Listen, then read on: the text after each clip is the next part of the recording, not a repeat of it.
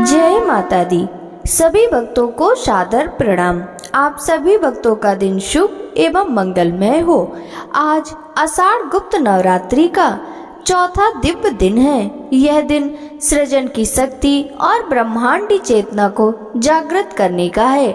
आज सबसे पहले हम ध्यान करते हैं माँ कुष्मांडा का, जिनकी मंद मुस्कान से समस्त ब्रह्मांड की उत्पत्ति हुई। वे सृष्टि की आदि शक्ति हैं, जिनके तेज से दसों दिशाएं आलोकित हो जाती हैं। माँ कुष्मांडा दीप के समान हमारे भीतर ज्ञान का प्रकाश भर देती हैं। हे माँ, जैसे आपने अंधकार में सृष्टि की रचना की, वैसे ही हमारे जीवन के तम में आशा, उत्साह और नवीन ऊर्जा का संचार करो। हमारे तन, मन और आत्मा को आलोकित कर हमें सच्चे मार्ग पर चलने की प्रेरणा दो। इसके साथ ही हम ध्यान करते हैं महाविद्या माँ भुवनेश्वरी का, जो भुवन की अधिष्ठात्री, संपूर्ण सृष्टि की अधिपति देवी हैं। वे ही काल, दिशा और भावनाओं के नियामक हैं। उनकी वाणी से वेद निकले और उनकी दृष्टि से सृष्टि को गति मिली। माँ भुवनेश्वरी सौंदर्य और सामर्थ्य का अद्वितीय संगम है। हे जगत माता भुवनेश्वरी, हमारे जीवन में संतुलन, सामंजस्य और दिव्यता का संचार करो। हमें अपने स्वरूप को पहचानने की शक्ति दो और इस जगत में सच्चे उद्देश्य की ओर हमारा मार्गदर्शन करो। प्रिय श्रोताओं, आज का दिन आत्मा को निर्माण और विस्तार की ओर ले जाता है। माँ कुष्मांडा की कृपा से ऊर्जा मिले और माँ भुवनेश्वरी की कृपा से उसका सच्चा उपयोग हो, यही हम सबकी प्रार्थना है। प्रेम से बोलिए माँ कुष्मांडा की जय, महाविद्या माँ भुवनेश्वरी की जय। आज नवरात्रि के चौथे दिन आप सुनेंगे श्री दुर्गा सप्तशती का 5वां, 6ठा, 7वां और 8वां अध्याय। उससे पहले आज आप सुनेंगे कीलक स्तोत्र का हिंदी अनुवाद। ओम नमः चंडिकाय। महर्षि मार्कंडेय जी कहते हैं, अर्धचंद्रधारी, 3 दिव्य नेत्र वाले, निर्मल ज्ञान रूपी शरीर वाले, कल्याण प्राप्ति के हेतु वेदतई स्वरूप शंकर जी को मैं नमस्कार करता हूँ। मंत्रों के शाप, उत्कीलन आदि सबको समझकर निरंतर जप करने वाला सप्तशती के पाठ के बिना भी कल्याण का भागी होता है। केवल सप्तशती का पाठ व जप करने वाले पुरुष को भी उच्चाटन आदि वस्तुएं सिद्ध हो जाती हैं और स्तोत्र मात्र से स्तुति करने से भगवती सिद्ध हो जाती हैं। उसे अपने कार्यों की सिद्धि के लिए किसी मंत्र, औषधि या अन्य साधन के प्रयोग की आवश्यकता नहीं रहती। इसी के उसके उच्चाटन आदि कर्म भी सभी अभिष्ट वस्तुएं सिद्ध हो जाती हैं। अन्य मंत्रों की उपासना और केवल सप्तशती की उपासना में कौन सा साधन श्रेष्ठ है? जब दोनों से समान रूप कार्य सिद्ध होते हैं, लोगों की इस शंका को सामने रखकर श्री शंकर जी ने कहा, यह सप्तशती स्तोत्र ही सर्वश्रेष्ठ है। फिर उन्होंने चंडिका देवी के इस स्तोत्र को गुप्त कर दिया। इस स्तोत्र का पाठ करने से अक्षय पूर्ण फल प्राप्त होता है। इसलिए जो पुरुष कृष्ण पक्ष की चतुर्दशी या अष्टमी को भगवती की सेवा में सर्वस्व समर्पित कर देता है और फिर प्रसाद के रूप में ग्रहण करता है, उसी से देवी प्रसन्न होती हैं, अन्यथा नहीं। इस प्रकार श्री शंकर जी ने इस स्तोत्र को कीलत कर दिया। इसलिए इसका निष्कीलन करके जो व्यक्ति इसे नित्य जपता है, वह सिद्ध गड़या गंधर्व होता है। उस व्यक्ति को न तो कहीं घूमने में भय होता और न कहीं उसकी अकाल मृत्यु होती है, तथा मृत्यु के पश्चात वह मोक्ष को प्राप्त करता है। इसकी पूर्ण विधि को समझकर ही इसे प्रारंभ करें। बिना समझे पाठ करने से विनाश होता है। अतः किसी विद्वान से इस स्तोत्र की संपूर्ण विधि जानकर ही इसका पाठ प्रारंभ करें। स्त्रियों में जो सौभाग्य आदि दिखाई देते हैं, वे सब देवी की कृपा के प्रसाद हैं। अतः इस स्तोत्र का सदा जप करना चाहिए। जो पुरुष इस स्तोत्र का धीरे धीरे पाठ करते हैं, उन्हें अल्प फल तथा जो उत्साह पूर्वक उच्च स्वर से इसका पाठ करते हैं, उन्हें पूर्ण फल की प्राप्ति होती है। इसलिए इसका पाठ उत्साह से उच्च स्वर में प्रारंभ करना चाहिए, जिसके प्रसाद से ऐश्वर्य, सौभाग्य, आरोग्य, संपदा, शत्रुनाश तथा उत्तम मोक्ष प्राप्त होता है। ऐसी देवी की स्तुति अवश्य करनी चाहिए। जय माता दी। कीलक स्तोत्र संपूर्ण हुआ। अब सुनिए श्री दुर्गा सप्तशती का 5वां अध्याय, जिसमें देवताओं द्वारा देवी की स्तुति, चंडमुंड के मुख से अंबिका के रूप की प्रशंसा सुनकर शुंभ का उनके पास दूत भेजना और दूत के निराश लौटने का वर्णन है। अध्याय से पहले हम सभी माँ जगदम्बा का ध्यान करें, जो अपने कर कमलों में घंटा, सूल, हल, शंख, मूसल, चक्र, धनुष और बाण धारण करती हैं। शरद ऋतु के शोभा संपन्न चंद्रमा के समान जिनकी मनोहर कांति है, जो तीनों लोकों की आधारभूता और शुभ आदि दैत्यों का नाश करने वाली हैं, तथा गौरी के शरीर से जिनका प्राकट हुआ है, उन महासरस्वती देवी का मैं निरंतर भजन करती हूँ। महर्षि मेधा ने कहा, पूर्व काल में शुंभ और निशुंभ नामक असुरों ने अपने बल के घमंड में आकर इंद्र का तीनों लोकों का राज्य और यज्ञों के भाग छीन लिए, और वे दोनों इसी प्रकार सूर्य, चंद्रमा, कुबेर, धर्मराज और वरुण के अधिकार भी छीनकर स्वयं ही उनका उपयोग करने लगे। वायु और अग्नि का कार्य भी वे करने लगे, और इसके पश्चात उन्होंने सभी देवताओं को उनके स्थानों से निकाल दिया। इस तरह से अधिकार छीने हुए तथा दैत्यों द्वारा निकाले हुए देवता अपराजिता देवी का स्मरण करने लगे कि देवी ने हमको वर दिया था कि मैं तुम्हारी संपूर्ण विपत्तियों को नष्ट करके रक्षा करूंगी। ऐसा विचार कर सब देवता हिमालय पर गए और भगवती विष्णु माया की स्तुति करने लगे। तब देवताओं ने कहा, देवी को नमस्कार है, शिवा को नमस्कार है, प्रकृति और भद्रा को नमस्कार है। हम रौद्रा, नित्या और गौरी को नमस्कार करते हैं। ज्योत्सनामयी, चंद्र रूपणी और सुख रूपा देवी को सतत प्रणाम है। शरणागतों का कल्याण करने वाली वृद्धि और सिद्ध रूपा देवी को हम बार बार नमस्कार करते हैं, और नैऋत्य रजाओं की लक्ष्मी और सवारणी को नमस्कार है। दुर्गा, दुर्गम स्थलों को पार करने वाली दुर्गपारा, सारा सर्वकारिणी ख्याति कृष्ण और धूम्रा देवी को सदैव नमस्कार है। अत्यंत शौत तथा अत्यंत रौद्र रूपा देवी को हम नमस्कार करते हैं। जगत की आधारभूता कृति देवी को बार बार नमस्कार करते हैं। जिस देवी को प्राणी मात्र विष्णु माया कहते हैं, उसको नमस्कार है, उसको नमस्कार है, उसको नमस्कार है। जो देवी समस्त प्राणियों में चेतना कहलाती है, उसको नमस्कार है, उसको नमस्कार है, उसको नमस्कार है। जो देवी समस्त प्राणियों में बुद्धि रूप में स्थित है, उसको नमस्कार है, उसको नमस्कार है, उसको नमस्कार है। जो देवी सभी प्राणियों में निद्रा रूप में स्थित है, उसको नमस्कार है, उसको नमस्कार है, उसको नमस्कार है। जो देवी समस्त प्राणियों में क्षुधा रूप में स्थित है, उसको नमस्कार है, उसको नमस्कार है, उसको नमस्कार है। जो देवी समस्त प्राणियों में छाया रूप में स्थित है, उसको नमस्कार है, उसको नमस्कार है, उसको नमस्कार है। जो देवी समस्त प्राणियों में शक्ति रूप में स्थित है, उसको नमस्कार है, उसको नमस्कार है, उसको नमस्कार है। जो देवी समस्त प्राणियों में तृष्णा रूप में स्थित है, उसको नमस्कार है, उसको नमस्कार है, उसको नमस्कार है।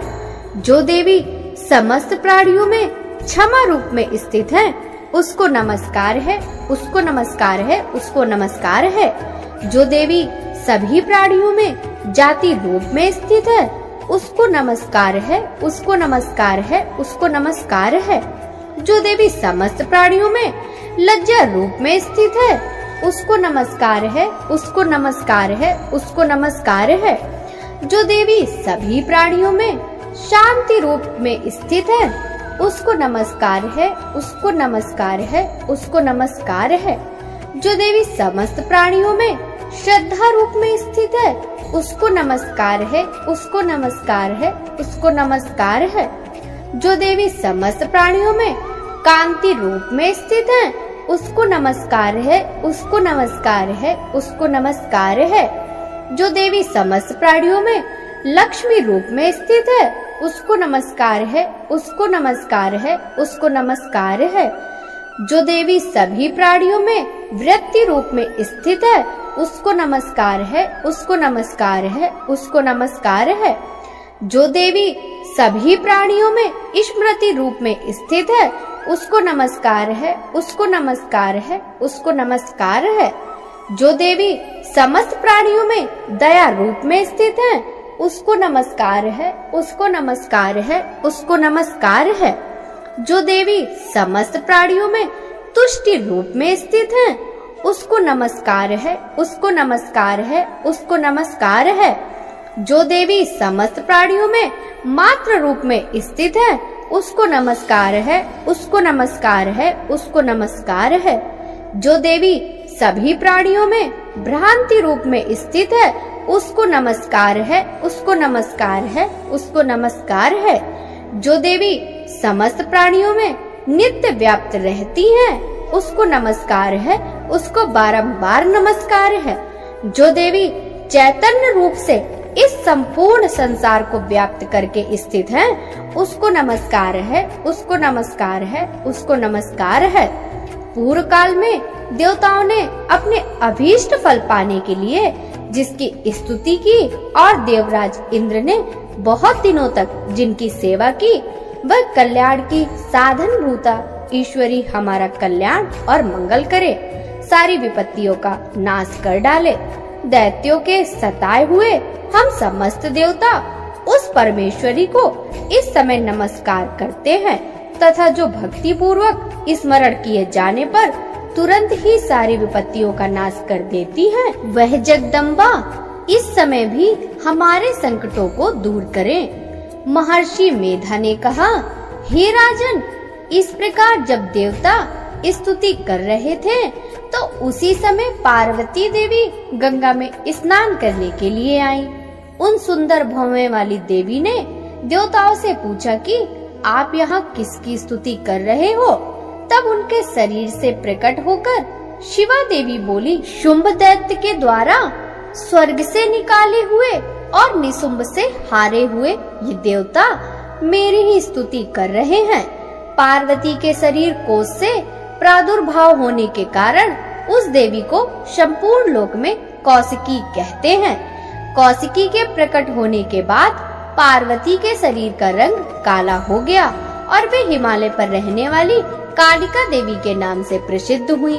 फिर शुंभ और निशुंभ के सेवक चंडमुंड वहां आए और उन्होंने परम मनोहर रूप वाली अंबिका देवी को देखा। फिर वे शुंभ के पास जाकर बोले, महाराज, एक अत्यंत मनोहर स्त्री जो अपनी दिव्य कांति से हिमालय को प्रकाशित कर रही है, वैसा रंग रूप आज तक हमने किसी स्त्री में नहीं देखा। हे असुरेश, आप यह पता लगाएं कि वह कौन है और उसे ग्रहण कर लें। वह स्त्री स्त्रियों में रत्न है। वह अपने अंगों की प्रभा से 10 दिशाओं को प्रकाशित करती हुई स्थित है, इसलिए आप उसे देख लें। हे प्रभु, तीनों लोकों के हाथी, घोड़े और मणि इत्यादि जितने भी रत्न हैं, वे सब आपके सामने आपके घर में शोभायमान हैं। हाथियों में रत्न रूप एरावत हाथी, यह पारिजात वृक्ष और उच्चश्रवा घोड़ा तो आप इंद्र से ले आए हैं। हंसों द्वारा जुता हुआ विमान जो ब्रह्मा जी के पास था, वह भी आपके पास है। और यह महापद्म नामक खजाना आपने कुबेर से छीना है। समुद्र ने आपको सदा खिले रहने वाले फूलों की किंजकिल्नी नामक माला दी है। वरुण का स्वर्ण की वर्षा करने वाला छत्र आपके पास है। रथों में श्रेष्ठ प्रजापति का रथ भी आपके पास है। हे दैत्येश्वर, मृत्यु से उत्क्रांतिता नामक शक्ति भी आपने छीन ली और वरुण का पास तथा समुद्र में पाए जाने वाली सभी प्रकार के रत्न भी आपके भ्राता निशुंभ के अधिकार में हैं। जो अग्नि में न जल सके, ऐसे 2 वस्त्र भी अग्निदेव ने आपको दिए हैं। हे दैतेंद्र, इस प्रकार सारी रत्न रूपी वस्तुएं आप संग्रह कर चुके हैं, तो फिर स्त्रियों में रत्न रूप यह कल्याणकारी अनुपम स्त्री आप क्यों नहीं ग्रहण करते? महर्षि मेधा बोले, चंडमुंड का यह वचन सुनकर शुंभ ने महादैत्य शुग्री को दूध बनाकर देवी के पास भेजा और कहा, तुम मेरी आज्ञा से वहां जाकर ये बातें कहना और ऐसा उपाय करना जिससे वह प्रसन्न होकर तुरंत मेरे पास चली आए। वह दूत पर्वत के उस रमणीय भाग में पहुंचा जहां देवी रहती थी। दूत ने मधुर वाणी में कहा, हे देवी, असुर राज शुंभ जो इस समय तीनों लोकों का स्वामी है, मैं उसका दूत हूँ और यहाँ तुम्हारे पास आया हूँ। सभी देवता उसकी आज्ञा एक स्वर में मानते हैं। अब उसने जो संदेश भेजा है वह सुनो। उसने कहा है, इस समय संपूर्ण त्रिलोक मेरे अधिकार में है और सारे यज्ञों के भाग को पृथक पृथक मैं ही लेता हूँ और तीनों लोक में जितने श्रेष्ठ रत्न हैं वे सब मेरे पास हैं। देवराज इंद्र का वाहन ऐरावत हाथी मैंने उससे छीन लिया। उच्चैश्रवा घोड़ा जो क्षीर सागर के मंथन से प्रकट हुआ था उसे देवताओं ने मुझे समर्पित किया। हे सुंदरी, इनके अतिरिक्त और भी जो रत्नभूषण आदि पदार्थ देवताओं, गंधर्वों और नागों के पास थे वह सब मेरे पास हैं। हे देवी, मैं तुम्हें संसार की स्त्रियों में रत्न मानता हूँ। तुम मेरे पास आ जाओ, क्योंकि रत्नों का उपभोग करने वाला मैं ही हूँ। हे चंचल कटाक्षों वाली सुंदरी, तुम मेरी या मेरे पराक्रमी भाई निशुंभ की सेवा में आ जाओ। मेरा वरण करने से तुम्हें अतुल महान ऐश्वर्य प्राप्त होगा। तुम अपनी बुद्धि से यह विचार कर मेरी पत्नी बनो। महर्षि मेधा ने कहा, दूत के ऐसा कहने पर संपूर्ण जगत का कल्याण करने वाली भगवती दुर्गा मन ही मन गंभीर भाव से मुस्कुराई और इस प्रकार बोली, हे दूत, तुमने जो कुछ कहा वह सत्य है और इससे तनिक भी झूठ नहीं। शुंभ इस समय तीनों लोकों का स्वामी है और निशुंभ भी उसी की तरह पराक्रमी है, किंतु इस संबंध में मैंने जो प्रतिज्ञा कर रखी है उसे सुनो। जो मुझे युद्ध में जीत लेगा मेरे अभिमान को खंडित करेगा और मेरे समान बलशाली होगा, वही मेरा स्वामी होगा। इसलिए शुंभ अथवा निशुंभ स्वयं ही यहाँ पधारे और मुझे जीतकर शीघ्र ही मुझसे विवाह कर लें। इसमें देरी की क्या आवश्यकता है? दूत ने कहा, हे देवी, तुम अभिमान से भरी हो, जो मेरे सामने तुम ऐसी बात न करो। इस लोक त्रिलोक में ऐसा कौन है जो शुंभ और निशुंभ के सामने ठहर सके? हे देवी, जब अन्य दैत्यों के सामने भी सारे देवता युद्ध में ठहर नहीं सकते, तो फिर तुम जैसी स्त्री उनके सामने रणभूमि में कैसे ठहर सकेगी? जिन शुंभ आदि असुरों के सामने इंद्र आदि देवता खड़े नहीं हो सके, तुम अकेली स्त्री उनके सामने कैसे जाओगी? अतः तुम मेरा कहना मानकर उनके पास चली जाओ, नहीं तो जब वे तुम्हें केस पकड़कर घसीटते हुए ले जाएंगे तो तुम्हारा गौरव नष्ट हो जाएगा। देवी ने कहा, जो कुछ तुमने कहा सो ठीक है। शुंभ और निशुंभ बड़े बलवान हैं, इसलिए तुम जाओ और फिर मैंने जो कुछ कहा वह सब आदर पूर्वक दैत्यराज से कह दो, फिर जो वह उचित समझे वह करें। श्री दुर्गा सप्तशती, छठा अध्याय।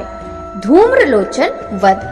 महर्षि मेधा ने कहा, देवी की यह बात सुनकर दूत क्रोध में भरा हुआ दैत्यराज के पास पहुंचा और सारा वृतांत कह सुनाया। दूत की बात सुनकर दैत्यराज क्रोधित हो गया और उसने अपने सेनापति धूम्रलोचन से कहा, धूम्रलोचन, तुम अपनी सेना सहित शीघ्र वहां जाओ और उस दुष्टा के केशों को पकड़कर घसीटते हुए उसे बलपूर्वक यहाँ ले आओ। यदि उसकी रक्षा के लिए कोई दूसरा खड़ा हो, चाहे वह देवता, यक्ष या गंधर्व ही क्यों न हो, उसे तुम अवश्य मार डालना। महर्षि मेधा ने कहा, शुंभ के इस प्रकार आज्ञा देने पर धूम्रलोचन 60,000 राक्षसों की सेना लेकर वहां पहुंचा और देवी को देख ललकार कहने लगा, अरे तू अभी शुंभ निशुंभ के पास चल। यदि तू प्रसन्नता पूर्वक मेरे साथ नहीं चलेगी तो मैं तेरे केसों को पकड़कर तुझे घसीटता हुआ ले चलूंगा। देवी बोली, दैत्यराज का भेजा हुआ तेरे जैसा बलवान यदि मुझे बलपूर्वक ले जाएगा तो मैं तेरा कर ही क्या सकती हूँ। महर्षि मेधा ने कहा, देवी के ऐसा कहने पर धूम्रलोचन उनकी ओर लपका, किंतु देवी ने उसे अपनी हुंकार से ही भस्म कर डाला।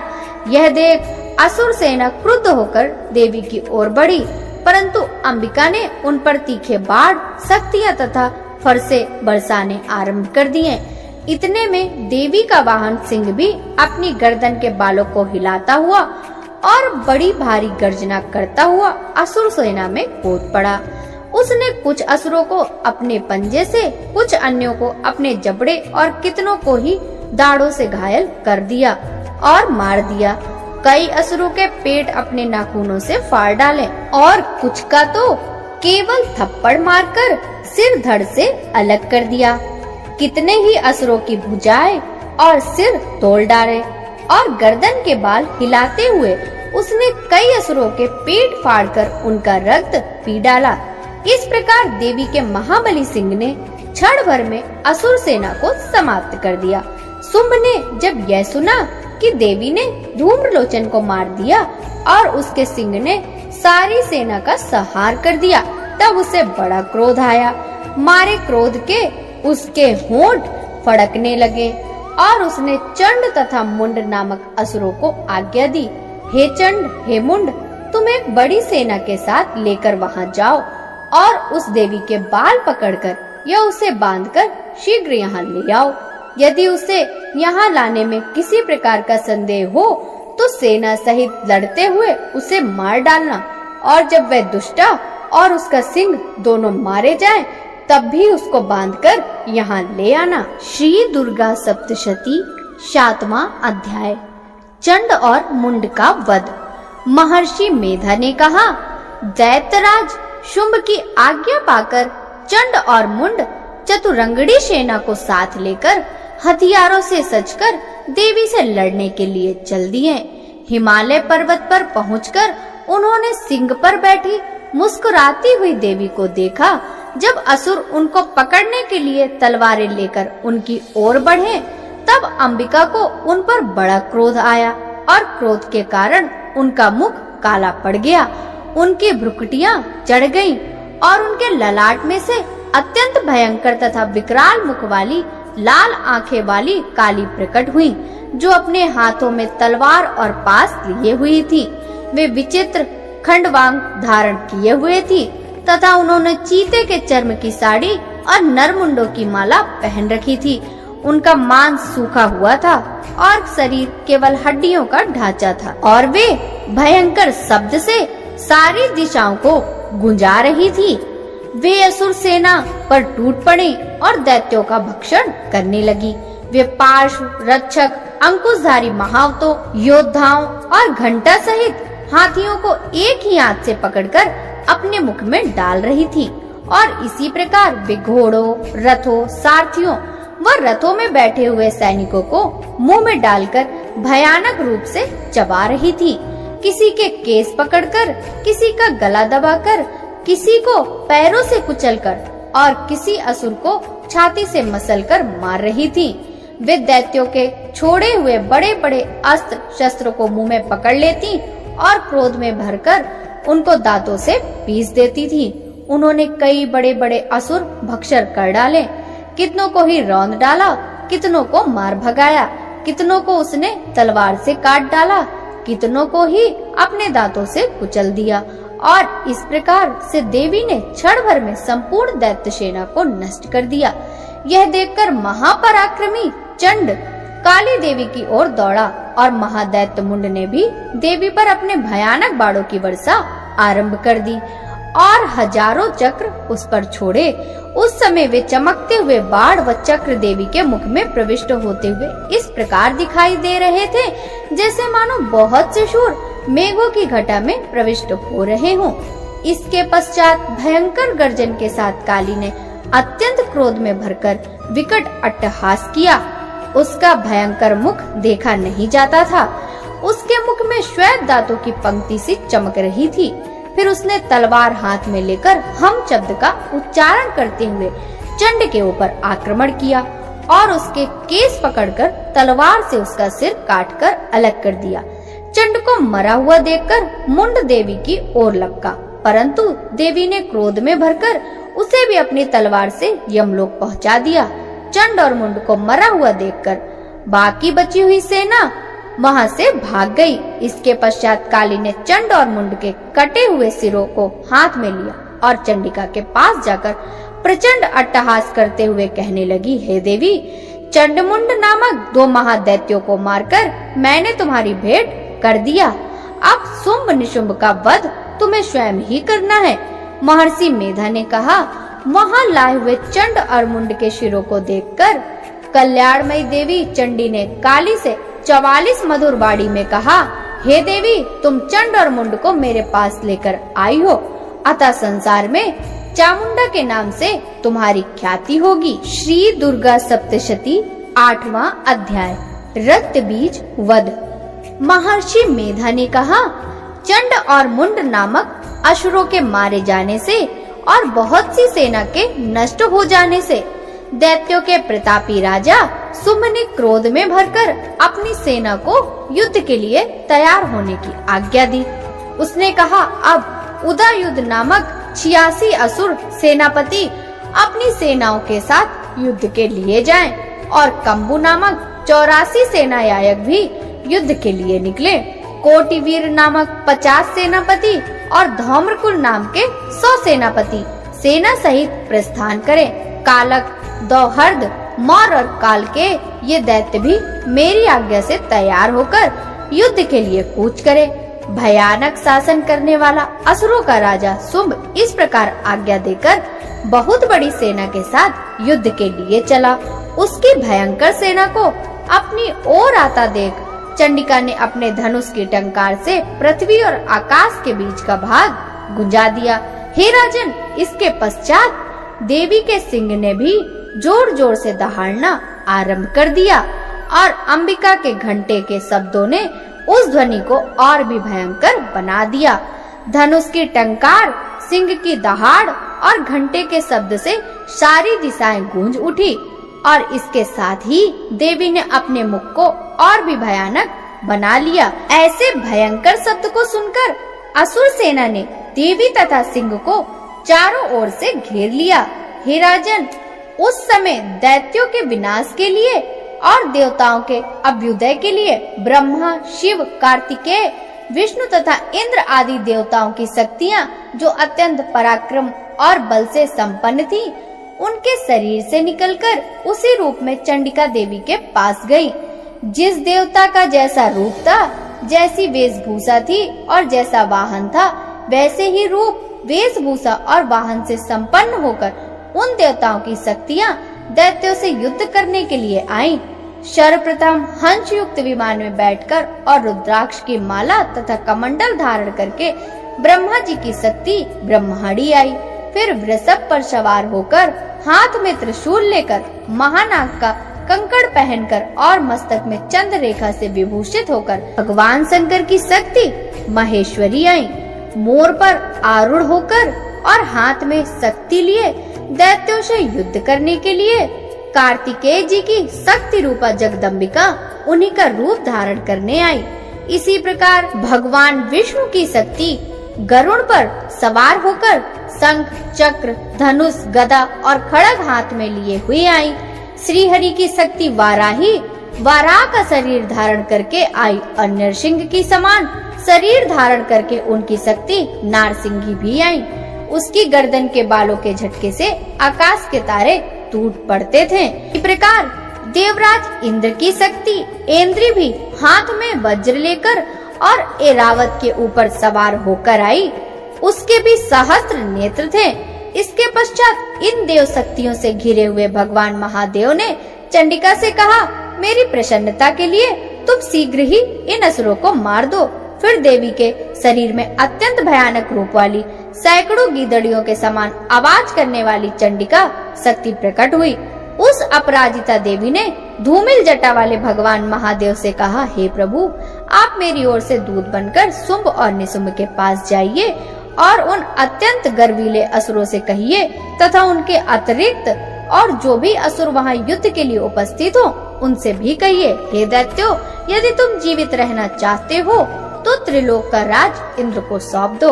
देवताओं को उनका यज्ञ भाग मिलना आरंभ हो जाए और तुम पाताल को लौट जाओ। किंतु यदि बल के घमंड से तुम्हारी लड़ने की इच्छा हो तो फिर आ जाओ। तुम्हारे मांस से मेरी योगिनियां तृप्त होंगी। चूँकि उस देवी ने भगवान शिव को दूत के कार्य में नियुक्त किया था, इसलिए वे संसार में शिव दूती के नाम से विख्यात हुई। भगवान शिव से देवी का संदेश पाकर वे दैत्य क्रोध से भर गए और जिस स्थान पर देवी विराजमान थी वहां पहुंचकर बाणों, शक्तियों आदि की वर्षा करने लगे। देवी ने उनके फेंके हुए बाणों, शक्तियों, त्रिशूल और फरसों को अपने बाणों से काट डाला और काली देवी उस देवी की आगे खड़ी होकर शत्रुओं को त्रिशूल के प्रहार से विदीर्ण करने लगी और खटवांग से कुचलने लगी। ब्रह्माणी जिस ओर दौड़ती थी उसी ओर अपने कमंडलू का जल छिड़ककर दैत्यों के ओज और बल को नष्ट कर देती थी। इसी प्रकार माहेश्वरी त्रिशूल से, वैष्णवी चक्र और अत्यंत कोप वाली कौमारी शक्ति द्वारा असुरों को मार रही थी। इंद्री के वज्र के प्रहार से सैकड़ों दैत्य रक्त की धारा बहाते हुए पृथ्वी पर सो गए। वराही ने कई राक्षसों को अपने थूथुन द्वारा मृत्यु के घाट उतार दिया। दाढ़ों के अग्रभाग से कई राक्षसों की छाती को चीर डाला और चक्र की चोट से कितनों को ही विदीर्ण करके धरती पर गिरा दिया। बड़े बड़े दैत्यों को नारसिंगी अपने नखों से विदीर्ण करके भक्षण कर रही थी और सिंहनाद से दसों दिशाओं को गूंजती हुई रणभूमि में विचर रही थी। शिवद्युति के प्रचंड अट्टहास से कितने ही असुर भयभीत होकर पृथ्वी पर गिर पड़े और उनके गिरते ही उसने अपना ग्रास बना लिया। इस तरह क्रोध में भरे हुए मात्र गरुड़ द्वारा नाना प्रकार के उपायों से बड़े बड़े दैत्यों को मरते हुए देखकर असुर सेना भाग खड़ी हुई और उस सेना को इस प्रकार भागता देख रक्तबीज नामक महापराक्रमी दैत्य क्रोध में भरकर युद्ध के लिए आगे आया। उसके शरीर से रक्त के बूंदे जैसे ही पृथ्वी पर गिरती थी, तुरंत वैसे ही शरीर वाला तथा वैसा ही शक्तिशाली दैत्य पृथ्वी पर उत्पन्न हो जाता था। रक्तबीज गदा हाथ में लेकर ऐन्द्री के साथ युद्ध करने लगा। जब ऐन्द्री शक्ति ने अपने वज्र के उस पर प्रहार किया तो घायल होने के कारण उसके शरीर से बहुत सा रक्त बहने लगा और उसकी प्रत्येक बूंद से उसके समान रूप वाले तथा बलशाली अनेक दैत्य भयंकर रूप में प्रकट हो गए। वे सभी दैत्य रक्तबीज के समान ही बलवान और तेज थे। रक्त से उत्पन्न हुए वे दैत्य भी भयंकर अस्त्र शस्त्र लेकर देवियों के साथ लड़ने लगे। जब फिर ऐन्द्री के वज्र के प्रहार से उसके मस्तक पर चोट लगी और रक्त बहने लगा, तब उससे हजारों पुरुष उत्पन्न हो गए। वैष्णवी ने चक्र से और ऐन्द्री ने गदा से रक्तबीज पर प्रहार किया।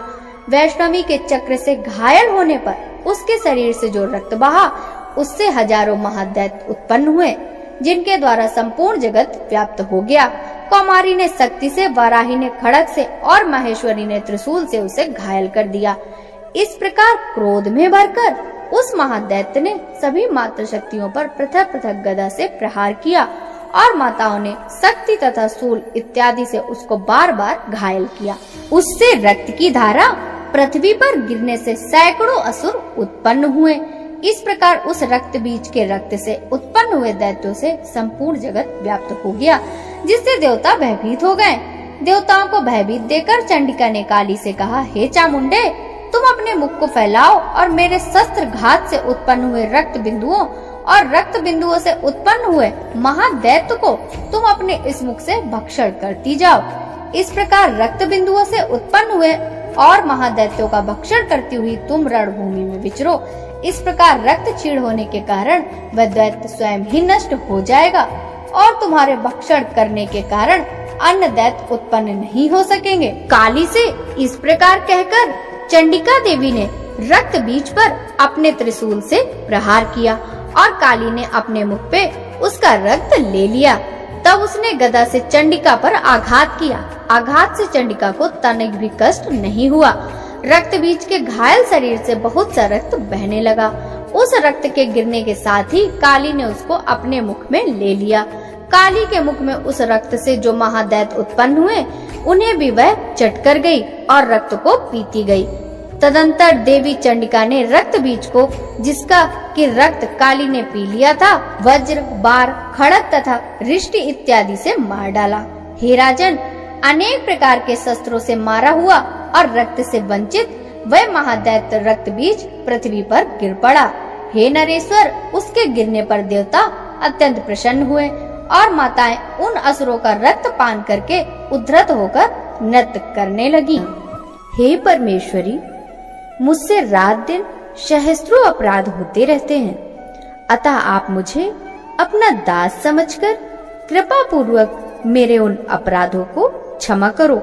हे परमेश्वरी, ना तो मैं आह्वान करना जानता हूँ और न विसर्जन करना जानता हूँ, न पूजा करने का विधान ही जानता हूँ। हे परमेश्वरी, मुझे क्षमा करो। हे सुरेश्वरी, मैंने जो मंत्रहीन, क्रियाहीन और भक्तिहीन पूजन किया है वह सब आपकी कृपा से पूर्ण हो। सैकड़ों अपराध करके भी जो भक्त आपकी शरण में आकर केवल जगदम्ब कहकर पुकारता है वह उस दुर्लभ गति मोक्ष को प्राप्त करता है जिसे ब्रह्मादि देवगण भी पाने में असमर्थ होते हैं। हे जगदम्बिके, मैं अपराधी हूँ किंतु आपकी शरण में आया हूँ। इस समय मैं दया का पात्र हूँ, तुम जो चाहे करो। हे देवी, हे परमेश्वरी, अज्ञानवश या बुद्धि भ्रम होने के कारण भूल से जो कुछ भी मैंने कम या अधिक कर दिया हो वह सब क्षमा कर प्रसन्न हो। हे जगमाता कामेश्वरी, हे सच्चिदानंद स्वरूपिणी महेश्वरी, आप प्रेम पूर्वक मेरी यह पूजा स्वीकार करो और मुझ पर प्रसन्न हो। हे सुरेश्वरी, आप गोपनीय से भी गोपनीय वस्तु की रक्षा करने वाली हो। आप मेरे द्वारा किए हुए इस जप को ग्रहण करके मेरे सभी अपराध क्षमा करो। हे देवी, हे महेश्वरी, आपकी कृपा से मुझे सिद्धि प्राप्त हो। जय माता दी। इस प्रकार श्री मार्कंडेय पुराण में सावर्णिक मनवंतर की कथा के अंतर्गत देवी महात्म्य में रक्तबीज वध नामक 8वां अध्याय पूर्ण हुआ। इसके आगे के अध्याय आप कल के वीडियो में सुनेंगे। तब तक सभी भक्तों को जय माता दी।